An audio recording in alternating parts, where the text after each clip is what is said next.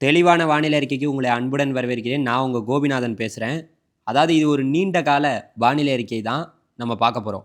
அதாவது வந்து செப்டம்பர் 26, 27, 28 தேதியில ஒரு தீவிரமான ஒரு நிகழ்வு வந்து நம்மளுடைய வங்கக்கடல் பகுதிக்கு வரப்போகுதுன்னு நம்ம சொல்லியிருந்தோம். அதேபோல அது உறுதியாகவே வரப்போது.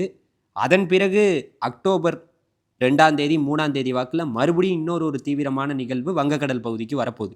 இதனால தமிழ்நாட்டுக்கு வந்து பார்த்தீங்கன்னா, ஏதாவது பாதிப்பு இருக்குமான்னு கேட்டீங்கன்னா, இப்போது வரை வந்து பார்த்தீங்கன்னா, எந்த ஒரு பாதிப்பும் இருப்பது போல தெரியல. அது வந்து தொடர்ந்து வந்து பார்த்தீங்கன்னா, அதாவது செப்டம்பர் 26, 27 வரக்கூடிய நிகழ்வு புவனேஸ்வர் தான் போகுது. அதாவது ஒடிசா பகுதியை நோக்கி வந்து செல்லுது. அடுத்த கட்டமா வந்து அதாவது அக்டோபர் மாசம் நமக்கு வந்து 1ஆம் தேதி, 2ஆம் தேதியிலேயே இன்னொரு ஒரு நிகழ்வு, ஒரு தீவிரமான ஒரு புயலோ, காற்றழுத்த தாழ்வு மண்டலமோ, அதுவுமே வந்து புவனேஸ்வர், ஒடிசாவ நோக்கி தான் போகுது.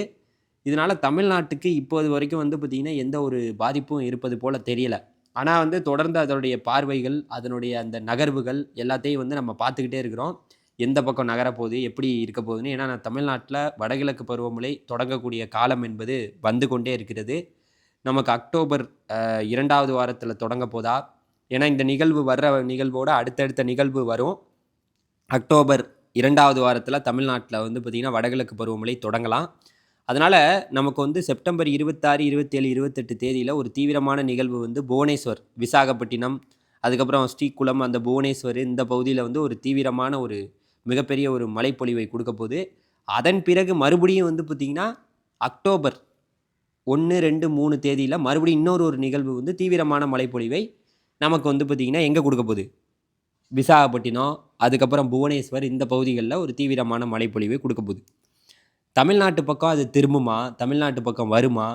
இதனால நம்மளுடைய டெல்டா மாவட்டங்கள்லயோ, இல்ல வடகடலோர மாவட்டங்கள், கடலோர மாவட்டங்கள்ல மழை இருக்குமாங்கிறத நம்ம கொஞ்சம் பொறுத்திருந்து பார்க்கணும். ஏன்னா, நாட்கள் இன்னும் கொஞ்சம் ரொம்ப நாள் இருக்குங்கிறனால, அந்த 26, 27, 28 கண்டிப்பா வந்து வடகடலோரத்த நோக்கி தான் போப்போது.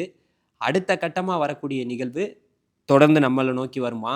இல்ல இன்னும் வந்து பார்த்தீங்கன்னா, எத நோக்கி போப்போது? எப்படிங்கிறதெல்லாம் வந்து தொடர்ந்து நம்மளுடைய சேனல நீங்க சப்ஸ்கிரைப் பண்ணி வச்சுக்கிட்டீங்கன்னா, இதே போல வானிலை சார்ந்த நீண்ட நாள் வானிலை அறிக்கை எல்லாத்தையுமே நம்ம தெரிஞ்சுக்கலாம். மறந்துடாம சப்ஸ்கிரைப் பண்ணிங்க. நன்றி, வணக்கம். Thank you.